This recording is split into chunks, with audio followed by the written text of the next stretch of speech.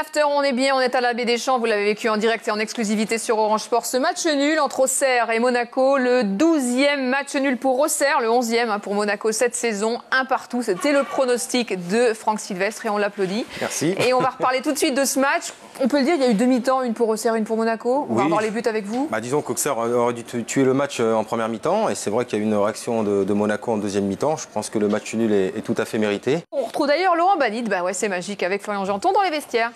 Oui, effectivement, Céline, avec le nouvel entraîneur de l'AS Monaco, un match, un point de prix. Laurent, est-ce qu'on peut parler d'un choc psychologique fructueux ce soir pour vous et pour l'ASM ?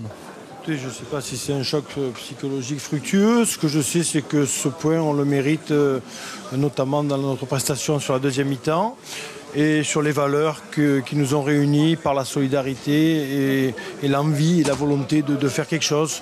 Donc dans l'ensemble, je suis assez satisfait et j'espère qu'on va continuer à progresser dans le niveau du jeu. Il y a eu deux matchs, la première mi-temps pour Auxerre, la deuxième pour vous. Vous avez mis la pression, vous avez marqué. C'est important pour vous ce soir ce match nul? Ouais, c'est très important déjà parce que c'est le premier match de la seconde partie de saison. Après, nous, on sait très bien que voilà, on est en situation difficile, on a besoin de points.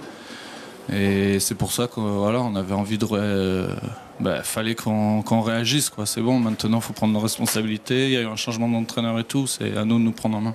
Sébastien, on a l'impression dans cette équipe de Monaco, tu es un petit peu le moteur avec Stéphane Ruffier. Il y a 2-3 cadres comme ça qui doivent donner l'exemple avec leur expérience, leur passé, que ce soit en France, à l'Est Nancy-Lorraine ou à l'étranger, qui sont là pour vraiment faire comprendre aux joueurs qu'il y a un danger. Est-ce que les joueurs, le club comprend, parce que certaines situations, certaines équipes ne comprennent pas la situation, qu'il y a un danger de relégation? Ouais, bien sûr, non, on a pris conscience de la situation, ça c'est clair. Maintenant, c'est vrai qu'on est deux, trois anciens et on se doit de montrer la voie, de montrer l'exemple. Maintenant, on l'a peut-être pas toujours bien fait. Jean Fernandez avec Florian Janton dans les vestiaires.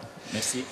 Oui, effectivement, Céline, avec Jean Fernandez, on parlait justement de la performance et la très bonne performance en première mi-temps d'Alain Traoré, notamment Jean Fernandez, 5e match nul, 5e 1-1 consécutif en championnat. C'est la GIA qui fait un petit peu de surplace. Jean, comment l'expliquer? On l'explique dans la mesure où pratiquement chaque match on prend un but et puis aussi on a du mal à marquer, même si chaque match on marque un but. Là on a vu encore dans le match de ce soir en première mi-temps notamment qu'on a eu beaucoup d'occasions de but pour marquer au moins ce deuxième et se mettre à l'abri. Après quand vous finissez la première mi-temps, vous êtes investi beaucoup sur le plan physique avec un seul but d'avance, vous vous dites bon tout est possible encore pour l'adversaire. Et c'est ce qui s'est passé, donc on a un peu baissé pied, notamment au milieu, et ce qui fait que Monaco a eu la maîtrise du jeu et ils se sont créés des occasions de but. Moi je craignais un petit peu les coups de pied arrêtés, c'est ce que j'ai dit aux joueurs à la mi-temps, et malheureusement pour nous, l'égalisation est venue sur un coup de pied arrêté.